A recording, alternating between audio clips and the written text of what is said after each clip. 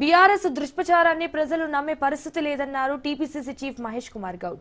Pink book open చేసి కవిత చేసిన స్కామ్లు పాములే బయటకొచ్చి కాటేసే ప్రమాదం ఉందన్నారు. గతంలో కాంగ్రెస్ హయాంలోనే మెట్రో రైలు పనులు ప్రారంభమయ్యాయని, మెట్రో విస్తరణ కూడా కాంగ్రెస్ హయాంలోనే జరుగుతుందన్నారు. ఇక కులగణనలో తప్పులుంటే ఆధారాలతో చర్చకు రావాలన్నారు. ఏ కులానికి వ్యతిరేకంగా పనిచేయాల్సిన అవసరం కాంగ్రెస్ కు లేదన్నారు. 300 కాపులకు అన్యాయం జరిగిందనడంలో వాస్తవం. నిష్పక్షపాతంగా చాలా మెట్రిక్యులస్ గా జరిగింది. దాని కులగణన గురించి ఎవరన్నా ప్రశ్నిస్తే ఆధారాలతో రమ్మని అడుగుతా ఉన్నాం, ఛాలెంజ్ చేస్తా ఉన్నాం. ఆధారాలతో రండి, అదే రకంగా తప్పు నిరూపించండి, మేము రెడీగా ఉన్నాం ఫేస్ చేయడానికి. అంటే ఆధారాలు ఉన్నాయి కాబట్టి ఆ రిలీజ్ చేయడం కొంత సమయం పడుతుంది. ఇంకా 3.1% మీద సమయం ఇచ్చున్నాం. అవన్నీ డీటెయిల్స్ వచ్చిన తర్వాత వాస్తవాలు బయటకు వస్తాయి. తీర్మానం మల్లన్న సస్పెండ్ ఎందుకు చేశామో ఆయన తెలుసుకొని మాట్లాడితే మంచిది.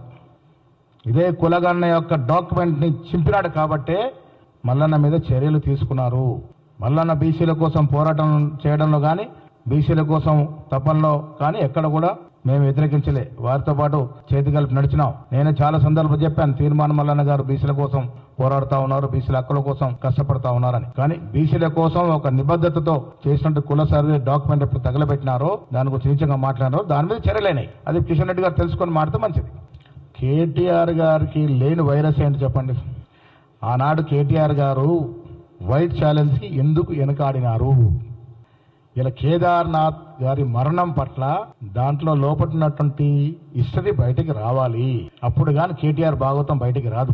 కేటీఆర్ ఈ రాష్ట్ర యొక్క యువతని తప్పు దోవ పట్టించినటువంటి అతి నీచమైనటువంటి సంస్కృతికి తెలంగాణ తీసుకొచ్చినటువంటి ఘనత వారిది. వారు ఎంత తక్కువ